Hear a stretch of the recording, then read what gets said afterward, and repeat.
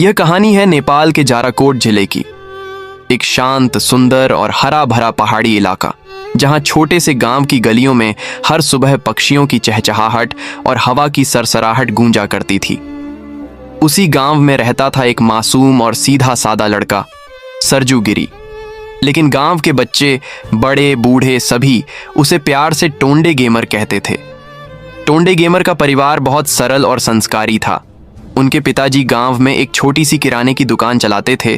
दादाजी एक अनुभवी किसान थे और माँ बहुत ही ममता भरी महिला थीं।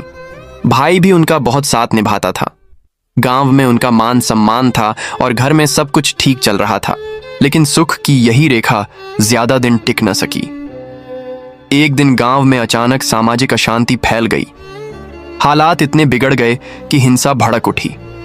उसी अफरा तफरी में टोंडे गेमर के पिताजी की हत्या कर दी गई और उनकी दुकान को आग लगा दी गई।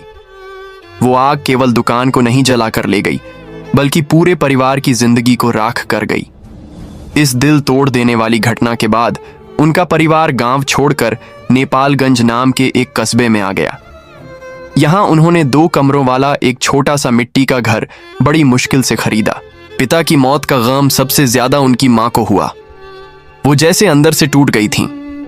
दीवार की ओर टकटकी लगाए घंटों बैठी रहती, कुछ बोलती नहीं थीं, कुछ करती नहीं थीं। घर जैसे एक चुप्पी में डूब गया था। पैसों की तंगी बढ़ने लगी। घर चलाना मुश्किल हो गया। अब जिम्मेदारी थी टोंडे गेमर की। उन्होंने काठमांडू जाकर एक घर में सफाई का काम शुरू कर दिया। सुबह 4 बजे उठना, रात को 12 बजे तक काम करना, यही उनकी दिनचर्या बन गई। काम इतना ज्यादा हो गया कि वह पढ़ाई भी जारी नहीं रख पाए। इधर उनके बड़े भाई को भी पढ़ाई छोड़नी पड़ी और वह रोजगार की तलाश में सऊदी अरब चले गए। अब टोंडे गेमर अकेले थे। न पढ़ाई थी, न कोई सपना, न कोई सहारा। एक दिन वह थके हारे घर के बाहर चुपचाप बैठे थे।